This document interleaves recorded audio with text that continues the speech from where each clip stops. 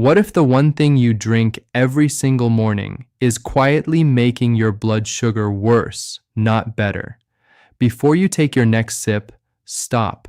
Because what I'm about to tell you could completely change the way your body handles glucose, and it costs you absolutely nothing. I'm not talking about a supplement. I'm not selling anything. I'm talking about coffee, the exact same cup sitting in your kitchen right now, and one specific detail about how and when you drink it that changes absolutely everything. I'm Dr. James Carter, a physician who has spent the last several years closely monitoring hundreds of patients with prediabetes and type 2 diabetes, particularly men and women over the age of 60. And what I'm going to share with you today is something that has genuinely transformed the health of many of them. Not through new medication, not through extreme dieting, but through a simple shift in their daily routine. The United States is facing a diabetes epidemic that most people are not fully grasping. According to the CDC, more than 38 million Americans currently live with diabetes, and another 98 million, that is nearly 1 in 3 adults, have prediabetes, most of whom don't even know it. Among adults over the age of 65, the prevalence jumps to an alarming 29%. That means almost 1 in every 3 seniors is either on the edge or already past it. And what troubles me most in my daily practice isn't just those who already carry the diagnosis. It's the massive group of people living with unexplained fatigue after meals, persistent thirst that never fully goes away, blurry vision, or that stubborn belly fat that won't move.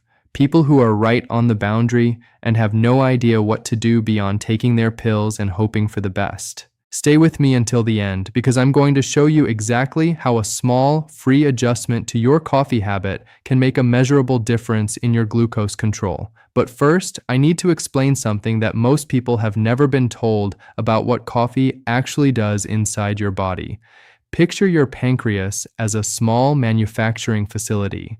Its job is to produce insulin, the hormone that opens the doors of your cells so that glucose from your food can enter and be converted into usable energy.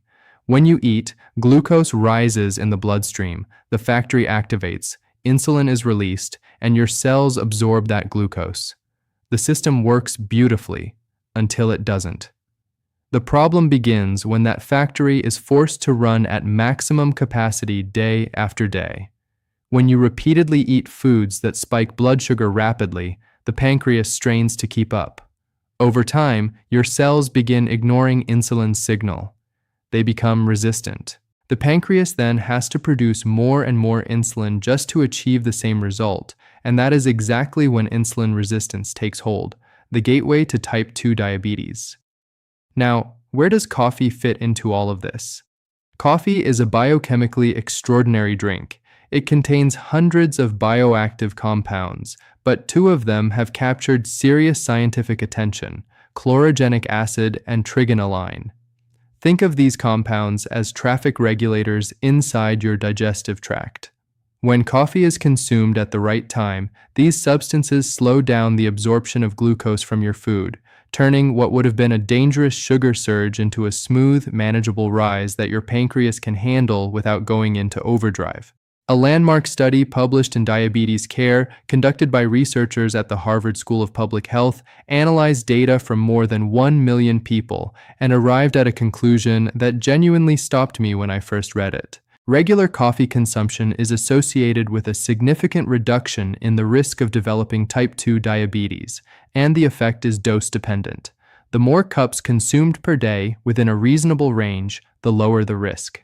Then in 2018, researchers at the Karolinska Institute in Sweden, one of the most respected medical research institutions in the world, reviewed 30 independent studies covering nearly 1.2 million participants and confirmed that both regular and decaffeinated coffee consumption is associated with approximately a 30% reduction in the risk of developing type 2 diabetes. 30%.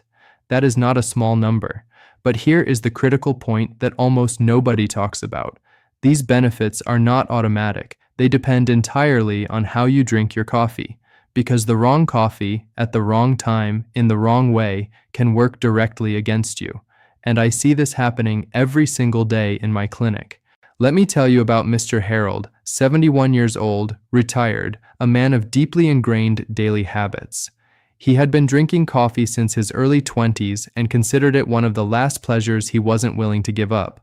When he first came to see me, his fasting glucose was 141 and his HbA1c, which reflects average blood sugar over the past 3 months, was 7.2%, well above the target range. He looked at me and said, "Doctor, I don't understand. I drink coffee every day. I take my walks. I watch what I eat." So I asked him to walk me through his exact coffee routine, step by step. That's when the problem became obvious. Every morning, the moment he got out of bed, before eating a single thing, he would drink a large, strong cup of black coffee. Then, around 3:30 in the afternoon, he would have another one alongside a couple of sweet crackers, and sometimes a third cup in the evening because he believed it helped him unwind before sleep. 3 mistakes. 3 very specific, very correctable mistakes. Mistake number 1, drinking coffee on an empty stomach immediately after waking up. This is the most widespread mistake I encounter, and it causes more harm than most people realize. When you wake up after 7 to 8 hours of sleep, your body has already elevated cortisol levels. Cortisol is your primary stress hormone, the same one your adrenal glands release when your body perceives danger. In the morning, cortisol naturally signals your liver to release glucose into the bloodstream, giving you energy to start moving. It is a completely normal survival mechanism. The problem is that caffeine dramatically amplifies this effect. It further stimulates the adrenal glands, triggers the release of adrenaline, and your liver responds by dumping even more glucose into your blood, and you haven't eaten a single bite yet. The result is a blood sugar rise of 20 to 40 milligrams per deciliter before your first meal even begins. A study published in the British Journal of Nutrition confirmed this precisely.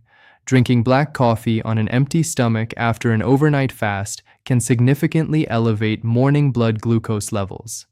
Mistake number 2, coffee with sugar, artificial sweeteners, or cream. A single spoonful of sugar in your coffee triggers an immediate glucose spike and neutralizes the protective effect of chlorogenic acid entirely.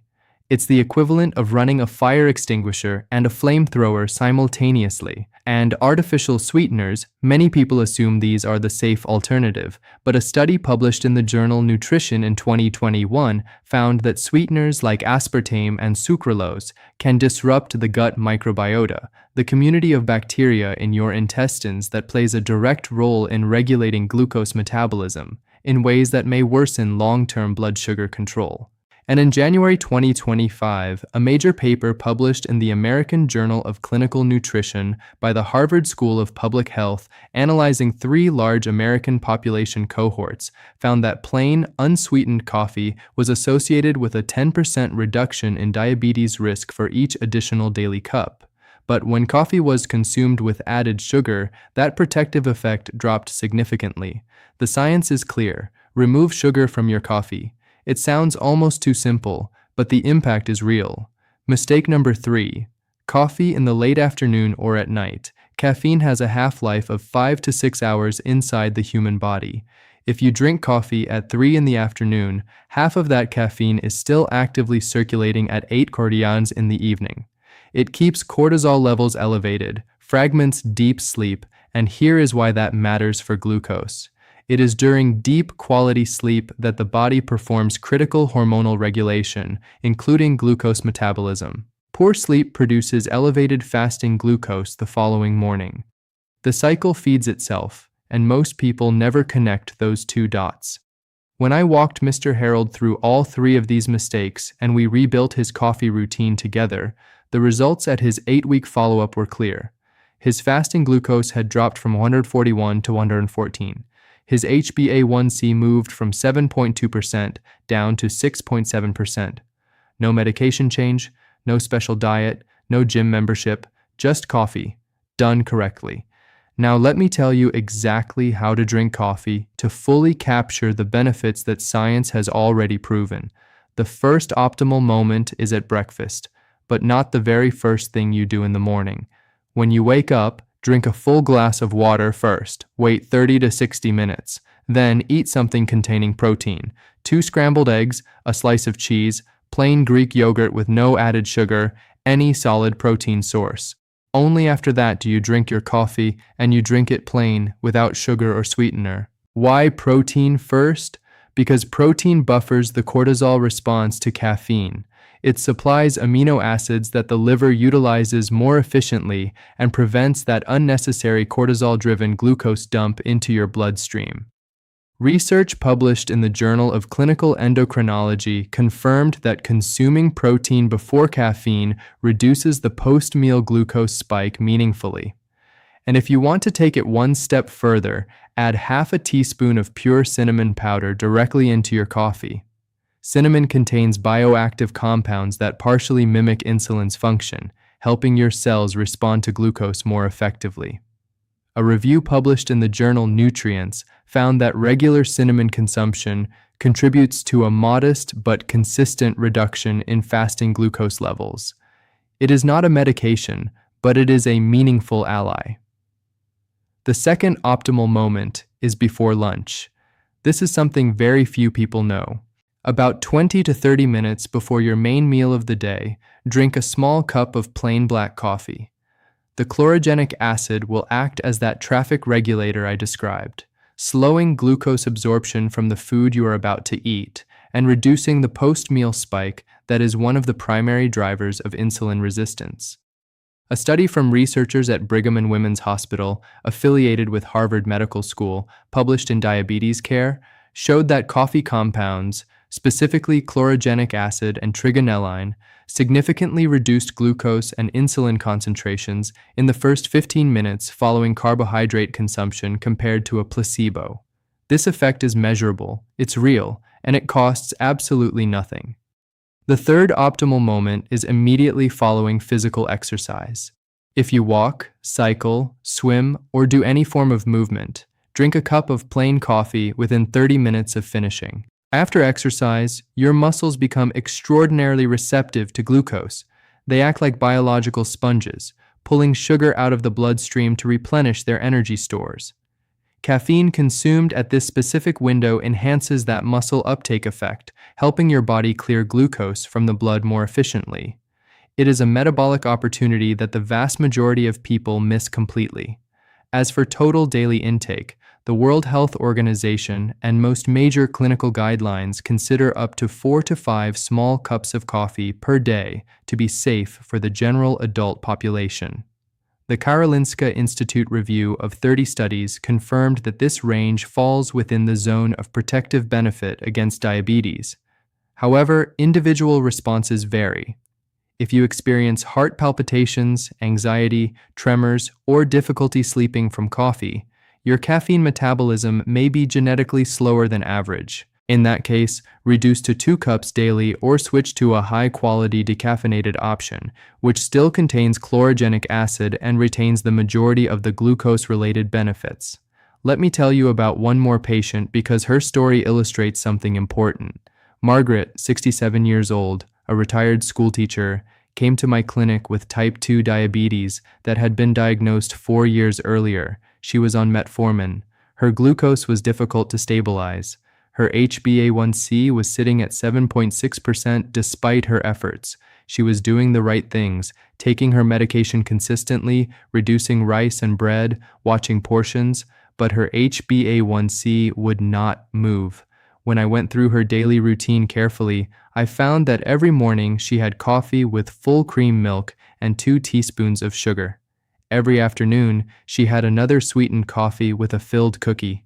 And she had almost completely stopped walking because persistent fatigue made it feel impossible. Together, we built a simple, realistic plan. In the morning, wait 45 minutes after waking, eat a boiled egg, then drink plain coffee with a pinch of cinnamon. Before lunch, a small black coffee 20 minutes before eating. 3 afternoons per week, a 25-minute walk at a comfortable pace, with a plain coffee immediately afterward. The sweetened afternoon coffee and cookies were eliminated entirely. 6 weeks later, she walked into my clinic with an energy in her step I had not seen before. Her HbA1c had dropped from 7.6% to 6.9%. Her fasting glucose was 111. She told me she was waking up feeling rested for the first time in years. I did not change her medication. I changed her relationship with coffee. Now I need to warn you about the specific things that silently destroy every benefit I've described. Coffee has enemies, and they are more common than you think. The first enemy is sugar in any form. Refined white sugar, brown sugar, raw sugar, honey, agave syrup. Anything sweet added to coffee creates a glucose spike that cancels out chlorogenic acid's protective effect immediately. The 2025 Harvard research was unambiguous on this point. The second enemy is artificial sweeteners. Growing evidence, including the 2021 nutrition study, points to aspartame and sucralose disrupting gut microbiota balance in ways that impair glucose regulation over time. If you cannot drink coffee without any sweetness, try pure natural stevia, which has not demonstrated the same negative effects in current research. The third enemy is instant coffee in sachets or pre-mixed packets. These products frequently contain hidden sugars, hydrogenated vegetable fats, and artificial additives that undermine every benefit the coffee itself would provide. Choose natural ground coffee, 100% Arabica, freshly brewed whenever possible. The fourth enemy is pairing coffee with ultra-processed foods, white bread, industrial pastries, filled cookies, packaged cakes. The glucose spike from refined carbohydrates is so steep and rapid that no quantity of chlorogenic acid can counteract it. Everything I have described here represents evidence-based lifestyle strategies supported by solid, peer-reviewed science. They can make a meaningful difference, and I have watched them do exactly that in real patients, but they do not replace medical supervision. If you are already diagnosed with diabetes and currently taking medication, never adjust your dosage or discontinue treatment on your own. Bring this information to your doctor, discuss it in the context of your specific case, and make changes only under proper guidance. Your body is not your enemy. Every symptom, the fatigue, the thirst, the slow mornings, the numbers that won't move, those are signals. They are your body asking for something different, and sometimes what it needs is not another prescription. Sometimes it is one small, deliberate change, like the exact time you pour your first cup of coffee. Start there. Your future self will thank you for it.